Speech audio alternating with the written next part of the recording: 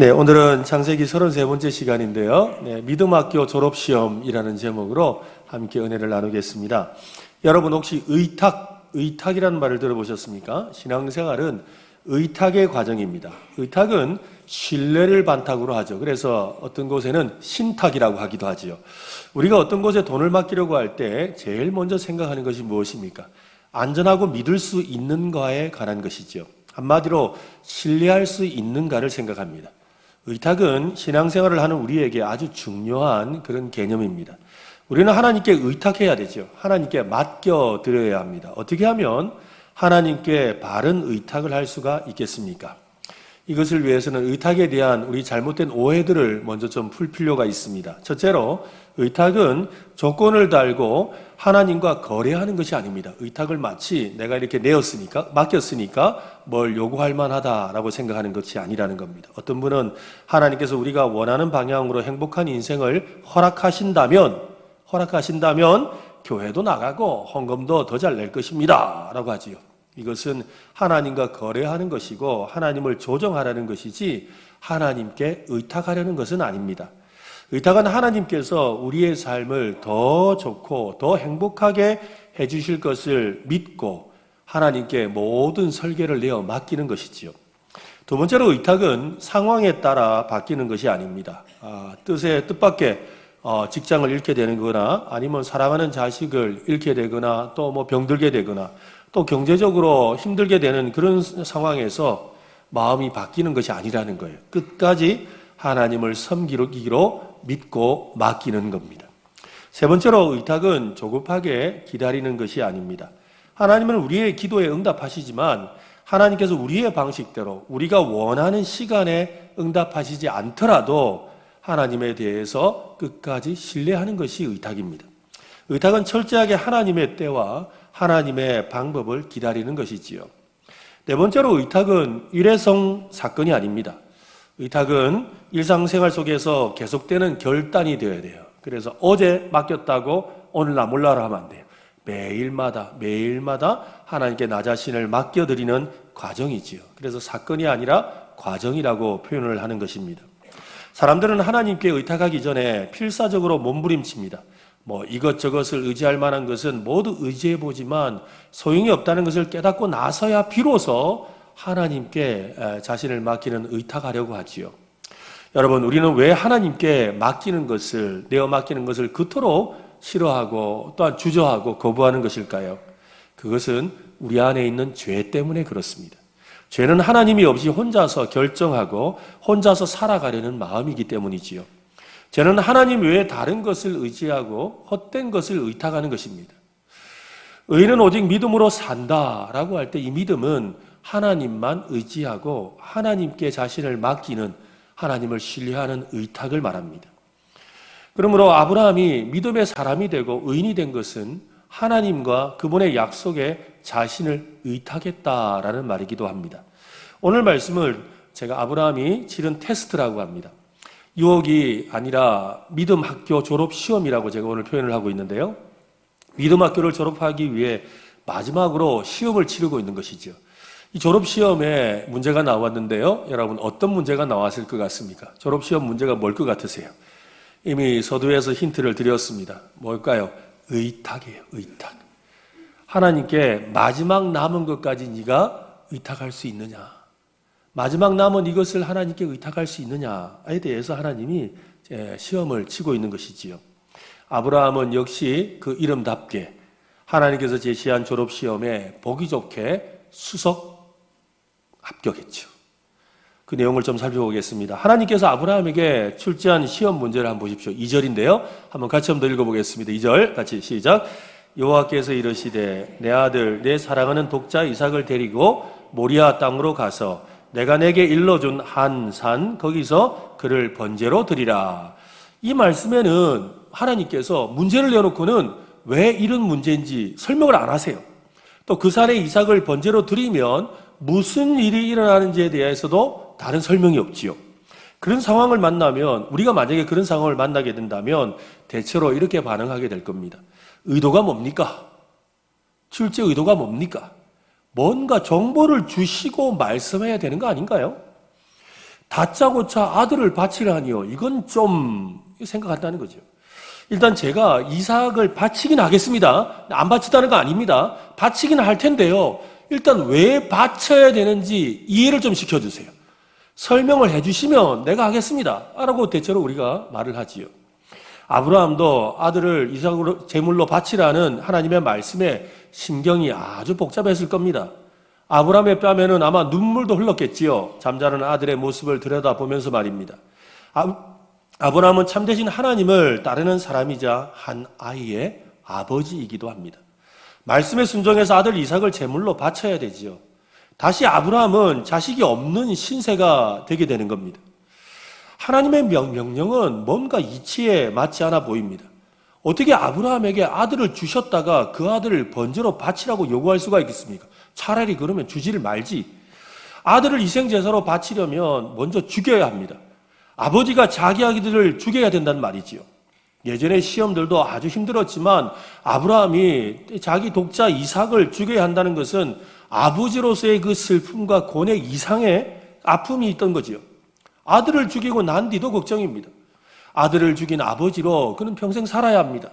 사람들이 또 자신과 하나님에 대해서 아이고 뭐 하나님이 줬다 하더니 애들 죽이고 참 잘한다 잘해.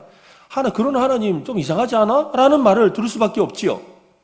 개인적인 슬픔 때문에 처음에는 생각지도 못했지만 가만히 생각해 보니까 아들 이삭을 통해 바다의 모래처럼 많은 후손이 생길 거라고 약속을 하셨습니다.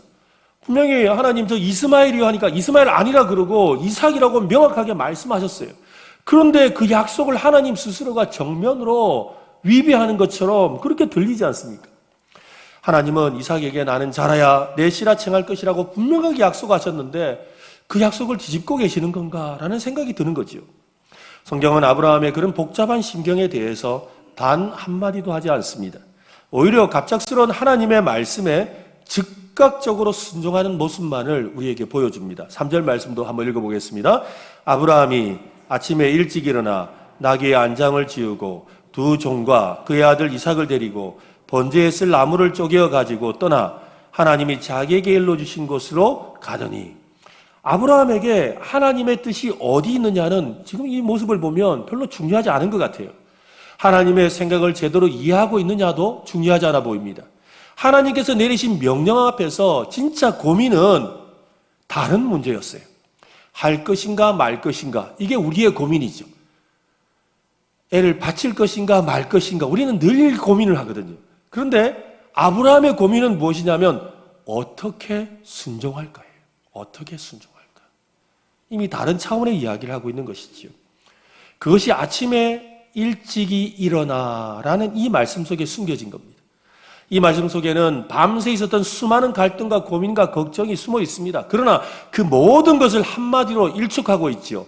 밤잠을 설쳤든지 뜬 눈으로 밤을 새웠든지 온갖 고민으로 머리가 깨질 지경이든지 중요한 것은 아침에 일찍 일어났다라는 거예요. 이 한마디에 아브라함의 결심이 들어있고 순종의 자세가 들어있습니다. 무엇보다 아브라함의 믿음이 들어있죠. 아들보다 하나님의 말씀에 더 중요한 가치를 두고 있는 확고한 믿음 말입니다. 어떤 분은 아브라함의 믿음을 아주 위험한 맹신이라고 하지요. 잘못된 그 신앙을 가졌거나 사이비에 빠진 그 사람들 중에 보면 아이를 실제로 이렇게 하나님께 바쳐야 된다고 주장하고 그게 순종하려는 사람들이 간혹 있으니까요. 그런데 아브라함을 그런 부류의 사람들로 취급하면 안 됩니다. 하나님에 대해서도 지금도 아들을 바치라고 그렇게 말씀하는 분으로 여러분 생각하면 안 됩니다. 하나님 절대 여러분한테 아들 바치라 안 합니다. 걱정하지 마세요. 절대 아들 바치라 안 합니다. 왜냐하면 이것은 아브라함에게 주시는 특별한 상황이고 또는 우리가 결론을 알고 있지요. 이삭이 죽었습니까? 안 죽었습니까? 안 죽었지요. 그죠? 이삭을 죽일 마음이 하나님이 없으시다는 거예요. 그러니까 아들을 바쳐서 어떻게 하라는 것은 하나님의 그 말씀이 아닐 수 있는 거죠. 성경에서 가장 위대한 믿음의 본보기를 보여준 사람은 아브라함입니다. 그래서 아브라함은 믿음의 조상, 믿음의 아버지라고 부르지요. 아브라함은 신실한 순종의 사람이었습니다. 아브라함의 삶과 믿음에 대해서 이야기할 때 빠뜨려서는 안 되는 아주 중요한 단어가 하나 있습니다. 그것은 한번 따라할까요? 약속. 네, 약속이에요, 약속. 모든 것은 약속과 관계 있어요. 아브라함을 아브라함 되게 하는 것은 바로 하나님의 약속이죠. 하나님이 아브라함을 불러서 아브라함이 되게 하시며 약속을 주셨어요. 그리고 아브라함은 하나님이 하신 그 약속을 끝까지 믿었어요. 그래서 믿음의 조상이라고 할 때 그 믿음의 조상이라는 말은 무엇이냐면 하나님의 약속을 끝까지 믿는 믿음을 가진 사람이란 뜻이지요. 야고보 사도는 행함 없는 믿음에 대해서 그것을 거짓 믿음이라고 말합니다. 야고보서 2장 17절과 18절에 보면 이와 같이 행함이 없는 믿음은 그 자체가 죽은 것이라. 어떤 사람은 말하기를 너는 믿음이 있고 나는 행함이 있으니 행함이 없는 내 믿음을 내게 보이라. 나는 행함으로 내 믿음을 너에게 보이리라 하리라. 아침에 일찍 일어나 보다 더 확실한 행함은 없지요. 그렇지 않습니까? 아침에 일찍 일어나라는 말보다 자신의 믿음을 증명해 보이는 행함은 없다 이 말이에요. 순종하고 싶어서 날이 새기만 기다렸다는 말이에요. 어서 날이 밝아서 내가 가겠다라고 생각했다는 것이지요. 여러분, 어디서 그런 순종이 나왔을까요? 이것이 바로 의탁하는 믿음입니다. 로마서는 이것을 이렇게 표현하는데요. 로마서 4장에 보면 믿음이 없어 하나님의 약속을 의심하지 않고 믿음으로 견고하여져서 하나님께 영광을 돌리며 약속하신 그것을 또한 능히 이루실 줄을 확신하였으니 그러므로 그것이 그에게 의로 여겨졌느니라. 아브라함이 믿음을 가지고 하나님의 약속을 의심하지 않았고 하나님께 영광을 돌렸고 약속하신 것을 반드시 이루실 것을 확신했다는 거예요. 그래서 그가 아침에 일찍 일어나서 순종함으로 그것이 하나님께 의의가 되었다는 거예요. 조지 에버렛 로스라는 선교사가 있습니다. 그 선교사가 30년 넘게 선교 사역을 하면서 믿음에 대해서 깨달은 것을 소개합니다. 나는 믿음에 두 가지 종류가 있다는 것을 알게 되었습니다. 첫 번째는 라면, 무슨 라면 이름이 아니고 라면이라고 말하는 믿음이고, 다른 하나는 할지라도라고 말하는 믿음입니다. 라면이라는 이 신앙을 가진 사람들은 이렇게 말하는 사람들입니다. 모든 일이 잘 풀린다면, 내 인생이 번성하게 된다면, 내가 행복하다면, 내가 사랑하는 사람이 아무런 어려움을 겪지 않고 죽지 않는다면, 내가 원하는 것을 얻고 성공한다면, 그때 나는 하나님을 믿고 기도를 하고 교회 출석도 하고 헌금도 더 하겠습니다. 해주신다면. 그런데 할지라도라는 믿음을 가진 사람은 다르게 말하지요. 비록 악한 자들이 번창하게 되고 겟세마네에서 피와 땀을 흘리며 기도를 하는데도 내 뜻이 이루어지지 않고 갈보리에서 나의 고난의 잔을 마시게 되더라도 나는 그 순간에도 나를 창조하신 하나님을 신뢰할 것입니다. 여러분은 어떤 믿음을 가지고 있습니까? 이왕이면 할지라도 라는 믿음을 갖게 되시기를 바랍니다. 그렇습니다. 삶으로 증명된 믿음은 할지라도 라고 말하는 믿음이지요. 아브라함도 바로 그 믿음을 가졌습니다. 하나님께서 아들을 죽게 하실지라도, 하나님께서 아들을 죽게 하실지라도 능히 하나님의 약속을 이루실 것을 믿는 믿음 말입니다. 그 믿음을 오늘 우리도 소유하게 될 수 있기를 간절히 바랍니다. 아브라함은 2명의 종과 아들 이삭을 데리고 하나님이 지시하신 땅 모리아 땅으로 갔습니다. 3일 길을 걸어서 모리아 산이 보이는 곳에 도착했지요. 아브라함은 이삭만을 데리고 산을 걸어 올라갑니다. 아브라함은 비록 순종과 믿음의 사람이긴 했지만 계속되는 그 갈등으로 마음이 괴로웠어요. 자기 마음속에 별 생각이 다 들죠. 야, 네가 무슨 아버지냐? 아버지라면 어떻게 네가 그토록 사랑하는 아들을 죽일 수가 있냐? 아니야, 하나님이 뭔가 계획하신 것이 있을 거야. 하나님이 결코 나의 기대를 버리지 않으실 거야. 아니야, 하나님이 이미 널 버렸어. 그렇지 않으면 어떻게 너에게 이처럼 약속을 번복하는 그런 말씀을 할 수 있겠니?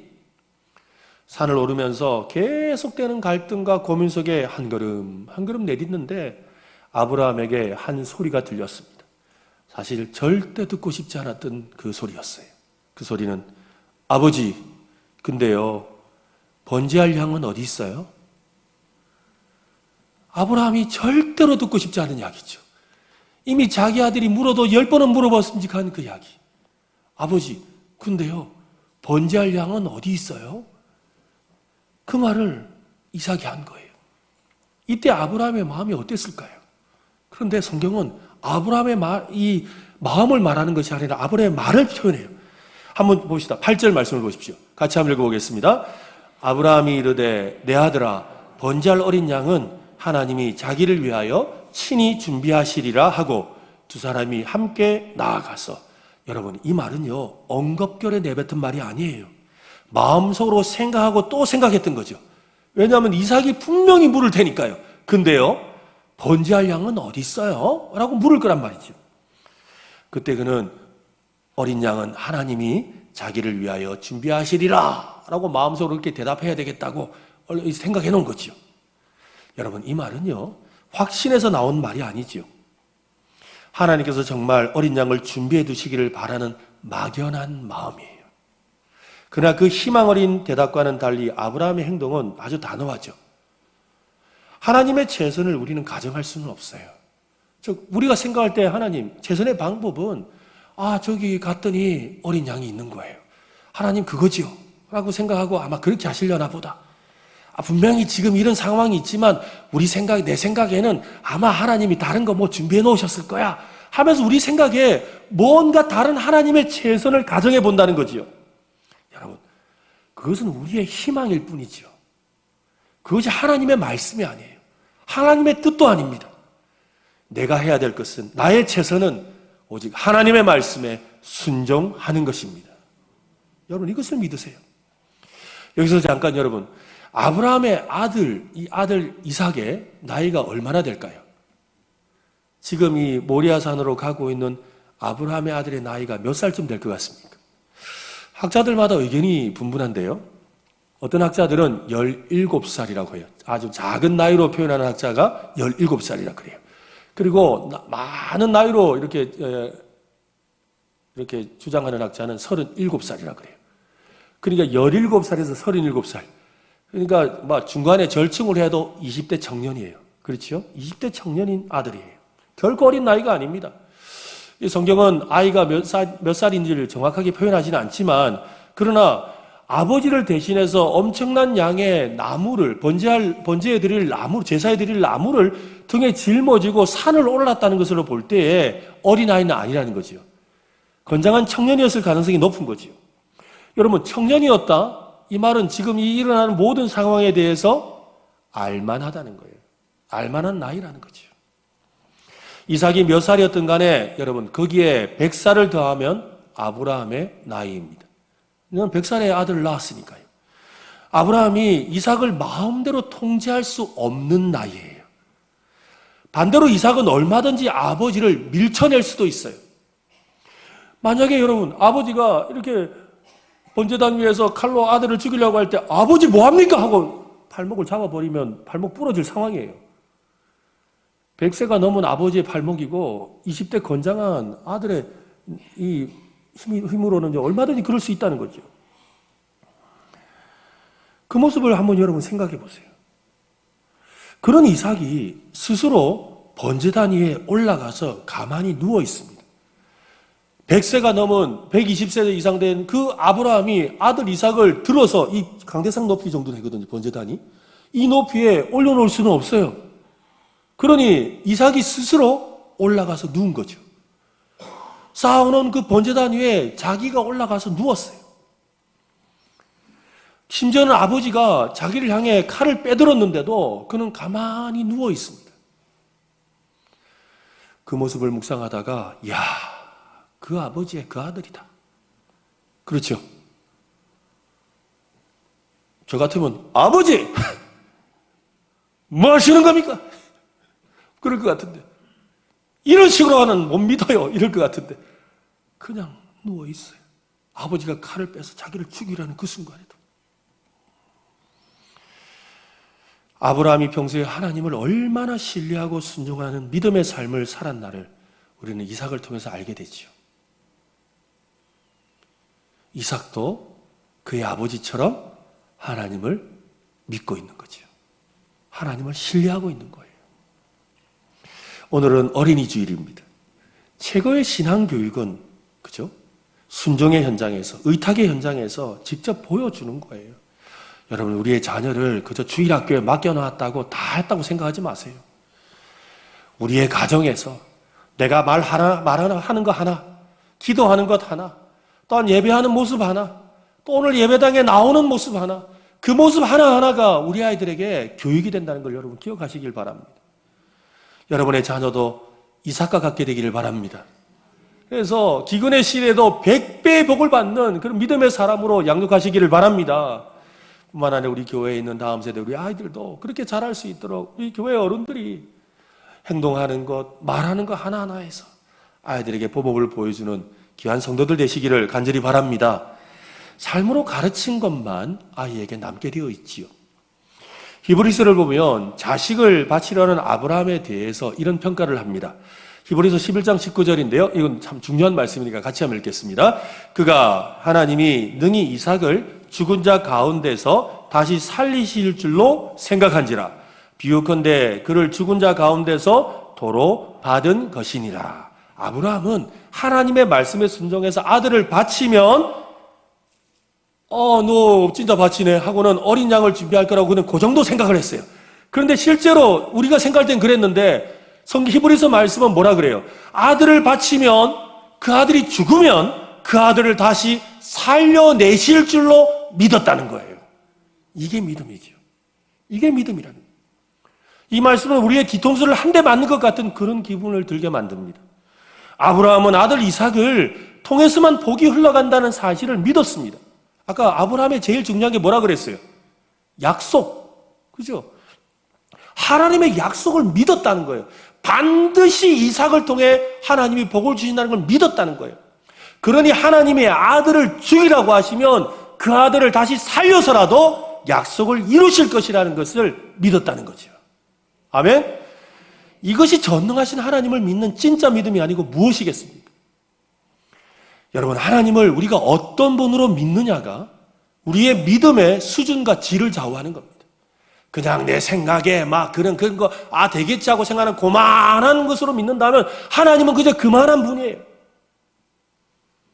오늘 아브라함은 약속하신 것을 반드시 이루신다는 것을 믿었기 때문에 죽은 아들도 살려서 누구도 생각할 수 없는 그것, 죽은 아들을 살려서라도 그 약속을 이루신다는 것을 믿었다는 것이죠. 오늘 우리에게도 그런 믿음을 갖게 되기를 간절히 바랍니다. 하나님의 말씀에 끝까지 순종하고 있는 아브라함을 향해 하늘에서 소리가 들렸습니다. 11절과 12절을 보십시오.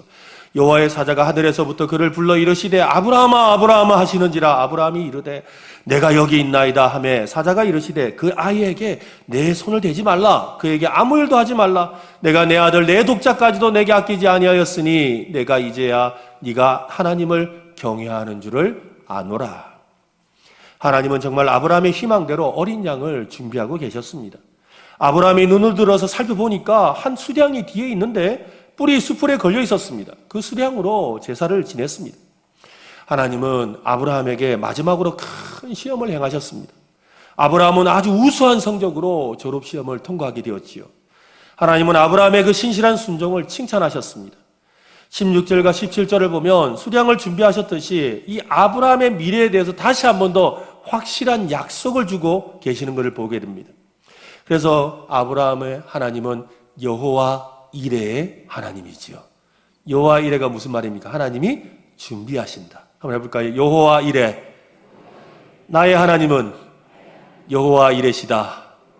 네, 하나님은 우리를 위해 준비하시는 분입니다. 그렇습니다. 우리에게 주어진 테스트는 하나님이 멈추기 전까지 계속됩니다. 우리가 멈추면 안 돼요. 여러분, 시험 치다가 중간에 멈추면 그거는 점수도 안 매깁니다. 그렇죠? 시험 치다가 중간에 나가면 그 점수도 안 매긴다고요. 그냥 낙오예요. 낙제예요. 불순종이죠. 우리가 할 일은 마지막 희망의 끈을 포기하지 않은 채로 끝까지 순종하는 겁니다. 그때 우리를 향한 여호와의 이레를 경험하게 되는 것이지요. 하나님은 우리의 믿음을 달아보십니다. 반드시 믿음을 달아보십니다. 오늘 우리의 믿음도 하나님께서 달아보시겠지요. 그 믿음의 그 시험에 넉넉히 합격하게 되는 믿음을 갖게 되시기를 바랍니다. 저는 오늘 말씀을 묵상하다가 문득 자기 아들을 세상에 보내신 하나님의 모습이 보였습니다. 모리아산에 올라가서 제단을 쌓고 아들을 누워놓고 칼을 들어서 죽이려는 그 순간 하나님이 잠깐 하고 개입하셨어요. 아브라함을 멈추게 하시고는 네가 네 독자까지도 아끼지 아니했구나 라고 말씀하셨어요. 네 독자까지도 아끼지 아니했다. 사실 이 말씀의 원조는 누굴까요? 하나님이죠. 맞아요. 하나님이시라고요. 아브라함 이전에 하나님 자신에 대한 말씀이죠. 로마서에서는 이것을 말씀합니다. 로마서 8장 32절 말씀 우리 한번 읽어봅시다. 같이 시작. 내주시 아니하시고 우리 모든 사람을 위하여 내주시니가 어찌 그 아들과 함께 모든 것을 우리에게 주시지 아니하겠느냐. 자기 아들을 아끼지 아니하시고 우리의 모든 사람을 위해서 내주신 분이 누구예요? 하나님이시라는 거예요. 하나님은 이삭을 대신해서 수량으로 번제를 드리게 하셨습니다. 아들을 대신한 그 양은 신약에서 유월절 어린 양이 되어서 십자가에서 죽임을 당하신 예수 그리스도를 상징합니다. 묵묵히 아들을 바치고자 했던 아브라함의 모습에서 우리는 하나님을 볼 수 있어야 합니다.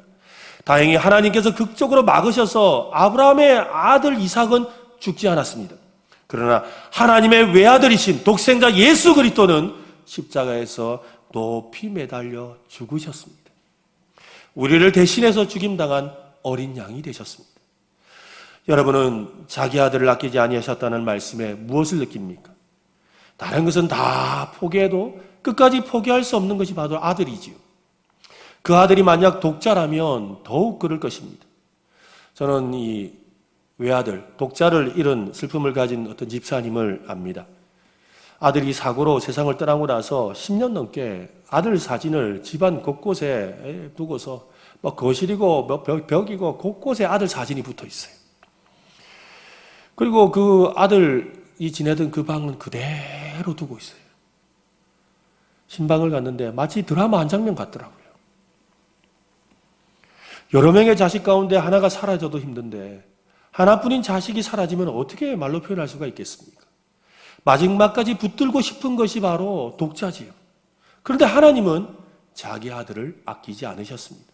자기 아들을 아끼지 않으셨다는 말씀에 아무런 감동이 없다면, 오늘 우리의 마음에 감동이 없다면 지금 우리의 영적인 상태가 심각하다고 생각이 돼요. 그래서 어쩌라고? 그래서 여러분, 우리의 믿음이 그러면 안 돼요. 자기 아들을 아끼지 않으시니 라고 할 때 그것이 우리에게 얼마나 놀라운 은혜와 사랑인지를 깨닫는 우리 모두가 되기를 바랍니다. 하나님은 아끼지 않고 숨기지 않고 미루지 않으셨습니다. 아브라함이 아무런 대꾸도 없이 말씀에 순종하여 아들을 제단 위에 올려놓은 것은 하나님이 바로 그렇게 하셨다는 것을 보여주려는 것이지요. 하나님께서 자기 아들을 세상에 보내신 것을 사도 요한은 사랑이라고 표현하지요. 우리가 잘 아는 요한복음 3장 16절 말씀, 하나님이 세상을 이처럼 사랑하사 독생자를 주셨으니 이는 그를 믿는 자마다 멸망하지 않고 영생을 얻게 하려 하심이라.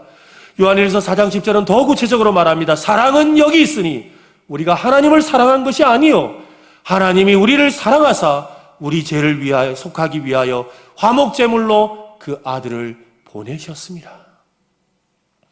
자기 아들을 아끼지 않는 분에게 우리가 무엇을 따질 수가 있겠습니까? 하나님은 우리에게도 아들을 바치라고 말씀하셨어요. 우리는 어떻게 아들을 바칠 수 있느냐고 항변하지요. 하지만 아들을 바쳐야 하나님을 온전히 믿을 수가 있죠. 그것이 진정한 의탁이라는 것입니다.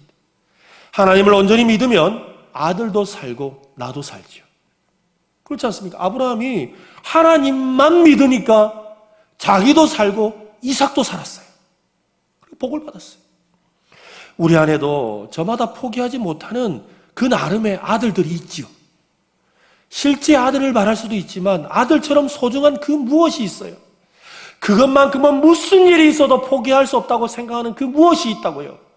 어떤 사람은 돈일 수도 있어요. 어떤 사람은 집일 수도 있어요. 어떤 사람은 차가 될 수도 있어요. 어떤 사람은 사람들의 평판일 수도 있어요. 자신의 자존심일 수도 있어요. 그 아들을 하나님이 내어놓으라는 거예요. 그 아들을 하나님께 희생제물로 바치라는 거예요. 왜? 하나님의 약속하신 것을 굳게 붙들라고 하시는 거지요. 그런데 그것만큼은 무슨 일이 있어도 포기할 수 없다고 생각하고 있지는 않습니까?